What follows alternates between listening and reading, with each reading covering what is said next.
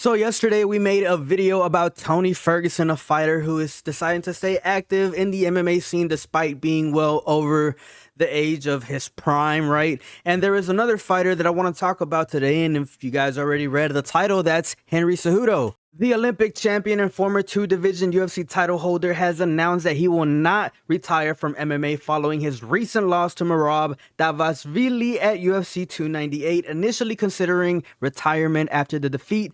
Cejudo changed his mind after reflecting on his performance and received advice from fellow fighters like Daniel Cormier and Quentin Rampage Jackson.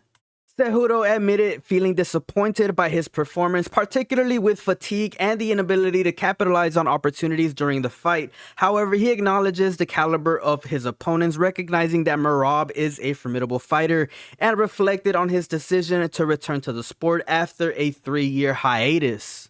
Contemplating whether or not he should have stayed retired, Cejudo ultimately decides to continue fighting, stating that he cannot accept going out on such terms. He acknowledges that returning to MMA may not be the best decision in hindsight, but commits to facing the consequences and continuing his career. Cejudo expresses gratitude to his fans, family, and friends, and even the critics, stating that his journey as Triple C is far from over. Look, if I was Henry Cejudo, I'd honestly do the exact same freaking thing. I think that a lot of people right now are criticizing him, for coming back from retirement and taking 2 L's in a row, right? It'd be pretty bad for his legacy and for his career if he takes on another loss. So I think if I'm Henry Cejudo right now, what I would do is try to get a win. As soon as possible, sometime this year, look to compete again. In my opinion, I feel like Henry Cejudo is probably never going to be good enough to be a champion in the bantamweight division. If I'm being real, I feel like we're probably going to see Henry Cejudo push his brand as much as possible. For those of you guys that don't know, Henry Cejudo has a pretty big YouTube channel, and he does his breakdowns and he does his predictions, and a lot of people tune in to watch. So I feel like Henry Cejudo is going to probably do the Moicano and get some wins and push his brand as much as possible. But that's just what I would do, ladies and gentlemen. I know that right now Henry Cejudo isn't going to be making as much money because he is getting paid way less than Mackenzie Dern.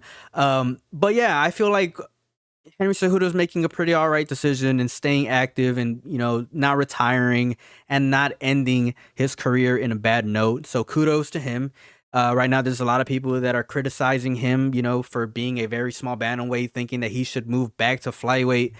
But, I feel like, he was pretty competitive when he fought Aljamain Sterling. I feel like the first round of Henry versus Merab was pretty competitive as well, so I still think that he has something left in the tank, and he could make some pretty entertaining fights, if I'm being completely honest, if they give him the right opponent.